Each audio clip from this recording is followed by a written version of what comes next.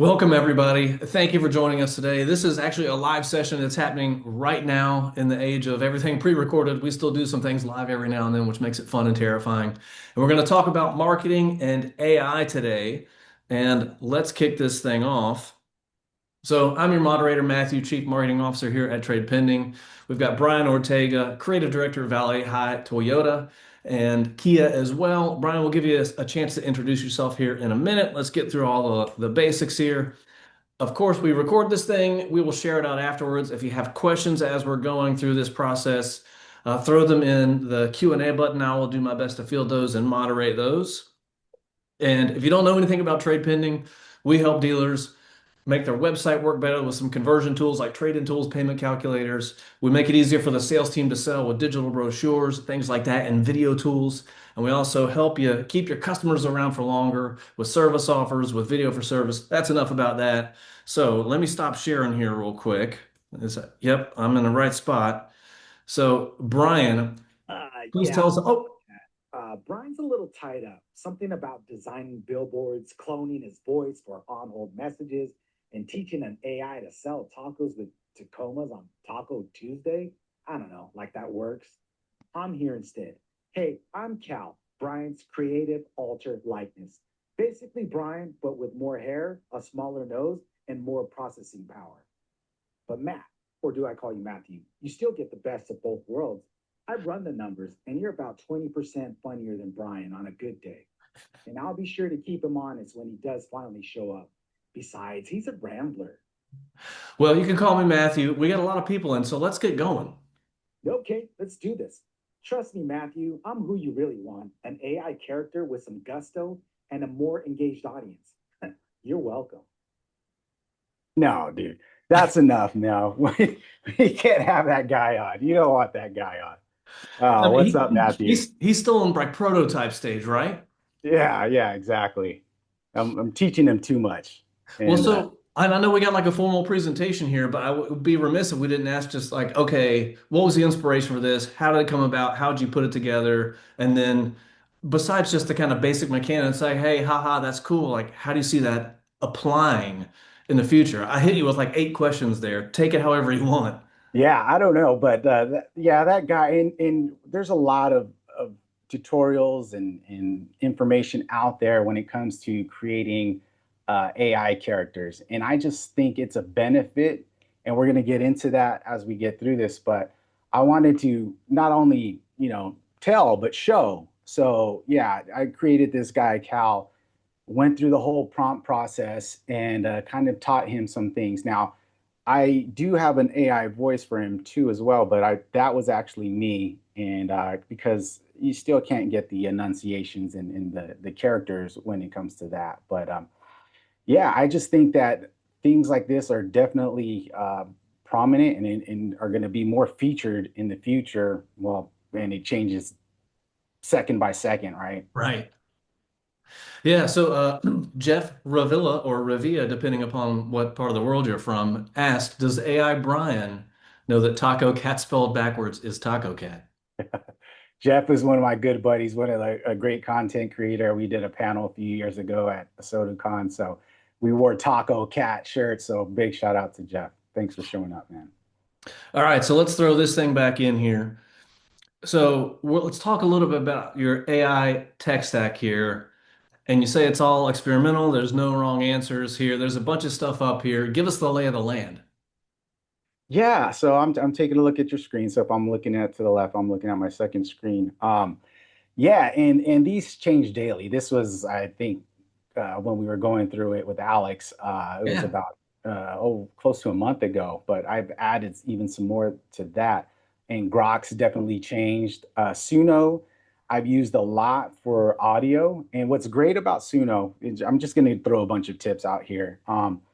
Is that it will create the song that you can use if you pay for it, right? So I think it's 10 or 20 bucks a month, but it becomes yours. We use it in a commercial. And real quick, Matthew, I'm going to play a little bit from something that I use for our used car giveaway, and I use Suno for this prompt. So All right. Yeah. Let's see if you're sharing your screen, make sure you check the share sound button. see if it comes through. pretend they can spin the wheel. A face so fresh, she's got that deal. Roll up the valley, hide the vibe, slide. Toyota touch, Corolla, we do go in the sky. Snap a trick, strike that pose. When the car face, anything goes.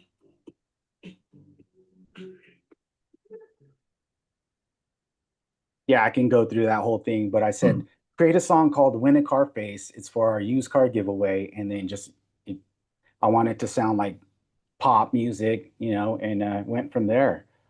Man, I can go through this list. Google Veil 3, I mean, it's the big hit right now, right? Everybody's trying to learn that, and we've created videos using that as well. 11 Labs is a go-to when it comes to creating voices. Is that what And you're using for Cal? Cal does have his voice, yes, and I created it, and you upload a bunch of sounds, and just it created it. And actually, the next iteration of 11 Labs is pretty good because you can put some prompts in for it to speak certain ways. And Chat GPT, obviously, everyone knows about that. And I mean, we can go on. Yeah, yeah, yeah. And if you have not checked out the 11 Labs, they've got just like a 2 minute, I don't know what you call it, like a sizzle reel. It's very cool. It's worth checking out. Right. All right, so let's move on here. So, like, you're experimenting with a ton. How do you find time in the day to do all this while juggling all of the rest of your marketing responsibilities? Uh, I don't, but you find some ways in actually use it, right? So you can kind of get away with it when you're telling, the boss, hey, I'm actually using this for work. Real life right here. I just went to my used car manager, right? Always busy. We're looking for vehicles to acquire, I'm at the auctions, all this. And well, I really want the guy who has a great personality. His name is Rodney, and we called him Rowdy Rodney. And I just sent him a script. Also have an 11 Labs voice for him, but there's nothing like his voice. So send him over a script, waiting for him to send me over his recorded script where I can upload, that video. I think you guys may have a sample of what we've done using Rowdy Rodney. Yeah, and so let's back up for a second. How the heck did you end up here today? Basically, how'd you end up in automotive? And then what falls under your umbrella? Yeah, this is what I love about automotive. Paul and Kyle were talking about it this morning, how, an intern at Target is now, running it. So I started off as just the photo taker, taking pictures of used cars at the dealership. I do have a degree in film studies. Uh, don't take that as something major. It's just I sucked at math and science, and I went to school to study, and I love movies, so it was a lot different. It wasn't much creating content; it was studying movies. But at the same time, you're studying stories, and that's what content creation is all about. So you've got a background, at least in storytelling, then. And so you certainly do that today in your work with everything we see from billboards to TV commercials to clips. But what else? Like a lot of times when we talk to marketers, we're talking about numbers and analytics and campaign performance. Are you overseeing that stuff as well, too? Yeah, we're also having meetings when it comes to analytics, right? And we're always trying to check the sourcing and number of views and actually just building the brand, So it's a little difficult when you're creating the content and then also trying to attribute that to sales, like, because that's the main thing that everyone wants, right? Does it Right. contribute to sales? And in the long term, yes, and we'll get constant feedback from people on the floor, not necessarily the salespeople, but if I'm walking the dealership, I'll get a couple shout outs here and there. Got it. Thank you for that context because I think you were able to convince your dealership there to give you the title of creative director, not just marketing manager. That's pretty cool. But just wanted to give everybody a sense here that you're not just Yeah. in this one lane of marketing. You're really touching all of it.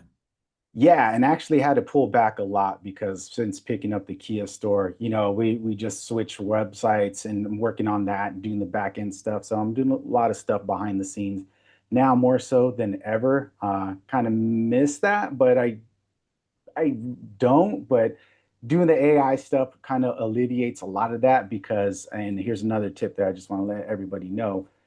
You can find that person in your dealership that is that creative type and get them going on looking to do AI content without a budget, right? That's the main thing that principals care about.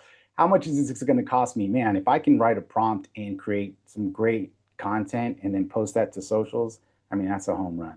Amen. All right, let's jump back into here. I know we got to talk some more AI more. So AI on hold messaging. Give us the scoop here. Yeah, I don't know if anybody has done this yet. I've showed this a few times, but using the 11 labs too. Uh, I would record my voice constantly, and then I also recorded our managers. So when they're on hold, they're not just hearing, some tacky music, or no offense to, No recorded. offense to Steely Dan or anybody like that. Right, no, but Ambrosia. definitely, I want people to know what's going on at the dealership at that time, instead of evergreen content. And so I would just tell people we got a giveaway going on. Hey, it's, Halloween's coming up, and the here's our specials, and please, hold on. A few seconds go by, then it's my managers talking. However, now I'm just uploading the script to 11 Labs, recording that, and then now we're using that for on hold script music. Got it. So you script it out, you upload it to 11 Labs. It's essentially trained on your voice. It spits out an MP3 or something similar. Boom, you put it in a phone system, and it's that simple. It is that simple. I just got to remember to change whenever the incentives change, and at Toyota, it's quite often. So definitely, and I love to do it because it just gives a voice to the dealership. And it's all about branding, right, Matthew? I mean, you really want to tie in everything at the dealership and let people know that people are there and people care. And you must have confidence in the fact that it sounds really good, that it doesn't sound AI generated. Is that a fair statement? I mean, the intonations are there. You can kind of tell. However, I mean, if you're waiting on hold, are you really listening to the full context of what they're saying? But the better you train it, the more, and you can tweak, certain levels on it to get to that point. But yeah, I mean, it gets the job done for sure. Got it. All right. So talk us through your approach here for essentially training your GPT. If you're writing these scripts, you're using GPT to ChatGPT to help you do it. What's your process? Yeah, what I suggest right now is, train the GPT to become like you. And remember, the GPT is always, the great idea. Oh my gosh, whatever you prompted, you're like, oh, you're the best. And you're Yeah. like, you got to tell it, no, let's be real. I mean, yeah, but tell me the truth. Don't BS me. But start training it. I tell the GPT, I'm fairly sarcastic, kind of dorky, always. And my quote that I tell everybody is, I just want our content to be stupid funny. So if it does create something that doesn't align with who I am, my personality, then remember, you got to tell it, remember, this is my style, let's get back to that. But I would suggest people just start training the GPT to kind of follow who you are and have the interests that you do. And there's definitely prompts out there that'll get you to that point. You can tell it to be the creative director. You can tell it to be the sales manager. Consider yourself a salesperson. How would you approach this? And you go from there. And now that Chat GPT 5 kind of, it has the memory function, it remembers all that. Are you training it every time, like to remember these things, or have you created a custom GPT to say, hey, always follow these rules? I haven't gotten the only creative GPT that I've done for that is the Toyota Matchmaker. So I'll upload it sometimes to social media. If people are looking for a certain vehicle, then I'll train a GPT to always choose a Toyota over it while it's doing its comparison. Everything else, I have folders along the side. I have, but the memory is really good. Matthew, I'm not an organized person. So I'm like squirrel, like total scatterbrain, and that could be that could be my kryptonite, or that could be my strength. Awesome. Well, for anybody out there that has not started creating custom GPTs in Chat GPT, it's a super simple process. Check it out. If you want anybody wants some tips, just hit me up. I'll show you what we've done over here. All right, so we're still talking about cloning your voice here. I think we've pretty much covered this. Is there anything else that we really want to highlight here in terms of working through this process? The more you give it, the more you train it, right? And because we have so much content on there, you're able to upload the audio, send it links, and it, pinpoints your voice. Also with, Toyota Todd, our GM, he doesn't like his voice at all. So I got to do a little more training with his. So that's too nasally. But with the Rodney content, I think it's really close to doing that. Right on.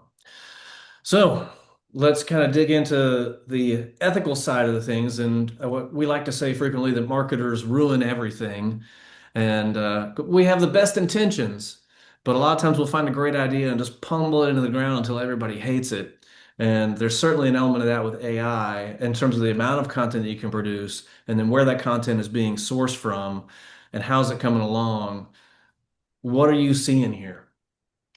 Well, I don't want to get too, deep into the weeds, but because there's so many people out there. When it comes to content creation, we have a disclaimer that if we do use them, like for instance at the Kia store, we have a product that we're using that will, our service advisors recorded, a few sentences of them giving consent to use their voice and likeness for sending out emails or texts using their likeness.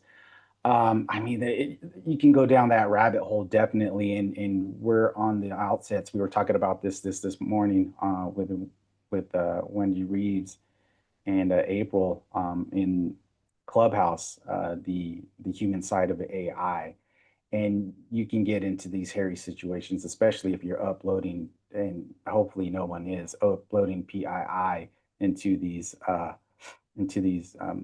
LLMs, and it's. I think we're in the wild, wild west. On Facebook, we were sending out marketing messages and targeting certain people and drilling it down, and now that's changed. And like you said, the marketers definitely ruin it. Yeah. What's the scoop on this iHeartRadio story? Are you familiar with that one? Oh yeah. So what we did was a few years. Man, I consider we were early on this. So for iHeart, we also do some radio advertising, and I had this idea using Hey GPT, where should I buy my next vehicle? And then it goes from there. Oh, check out Valley High Toyota in Victorville. Kind of got into some situations there. They submitted it, and they kind of rebuffed and said you can't use that. So Hmm. let's call it Chat VHT, right? I was like, hey, we're not infringing on anything, and that wasn't even approved. So now we settle just to, hey, chatbot, 4th of July Yeah. or Labor Day is coming up. Where can I get my vehicle? But sometimes you don't know where the line is until you cross it. And I'm a habitual line stepper. So if anyone knows where that's from, kudos to you. All right. So if you're following Brian on LinkedIn, it's really easy to see the stuff and the content he's posting there. It's always entertaining. It brings a smile to my face every single day. And a lot of this is working with video.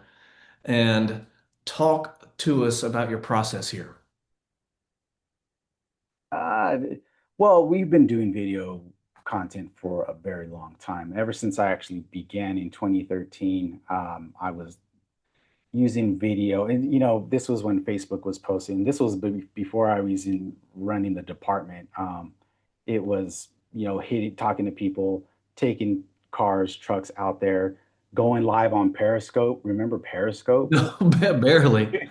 Yeah, but definitely putting content out there for years now, and just it evolves, and just the prompting issues with coming up with ideas when it comes to AI. I think It's definitely revolutionary, and I'm always just on the lookout for trying to train, different ideas. And there's another tip I want to give. No ideas too harebrained. It's if you're thinking about it, somebody else is, and if you can get that relevance, and if I want to share this real quick, it's something what I call prime. Oh yeah, let Uh, me I'll stop sharing this screen here real quick. yeah. So is your creative is personal? Is it relatable or relevant? Is it informational? Is it memorable, right? And is it entertaining and engaging, right? So uh, Nathaniel Greklik and I always talk about this, and definitely you want to make sure your content is relevant. And we always producing content for so many people in different avenues.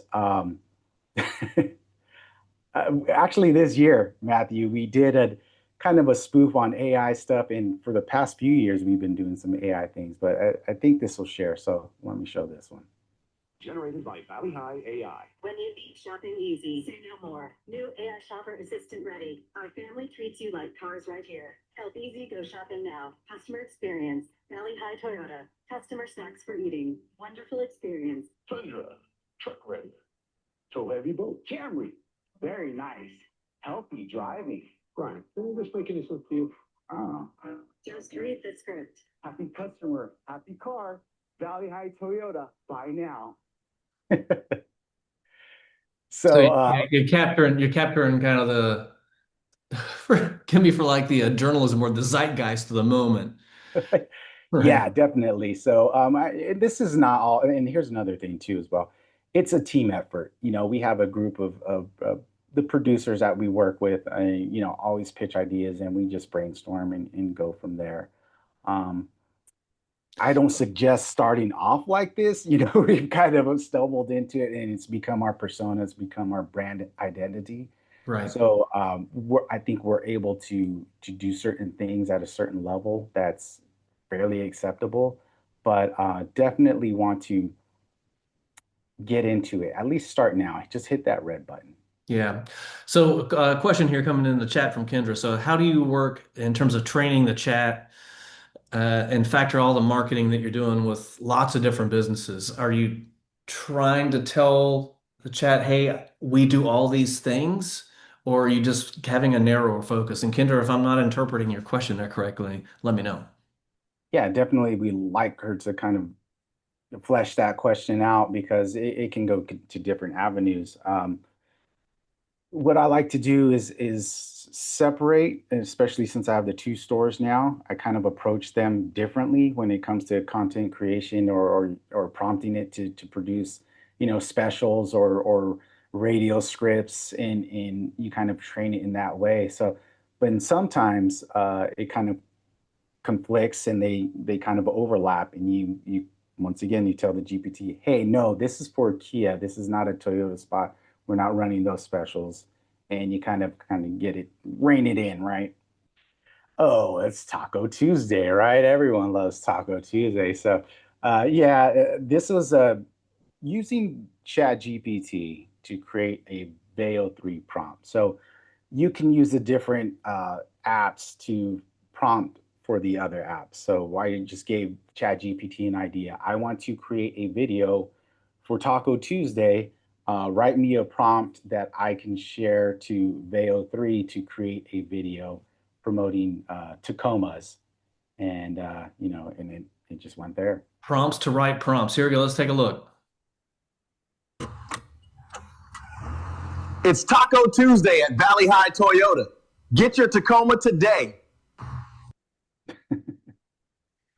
Yeah, just something real quick. I mean, 6-second video you upload to Reels, YouTube Shorts, and YouTube Shorts, TikTok, or you kind of combine those, and that's what I kind of been doing is using videos and combining them to create specific pieces of content. Got it.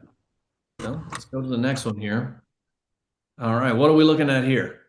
Okay, so there's our used car manager, Rowdy Rodney. I don't know if this is his voice version or the AI version, but I don't know if you guys Let's can listen tell. to it. Let's find Yeah. out. Y'all, it's Rowdy Roddy. Used car deals are exploding this 4th of July weekend. How about 7 pre-owned Camrys starting under $20,000? Pre-owned Highlanders up to $5,000 off. Yep, you heard me, $5,000 off. Plus over 35 vehicles under $25,000. Remember, these deals blow faster than a bottle rocket. Giddy up to Valley High Toyota before the deals are gone this 4th of July weekend. Valley High Toyota's used car sales event.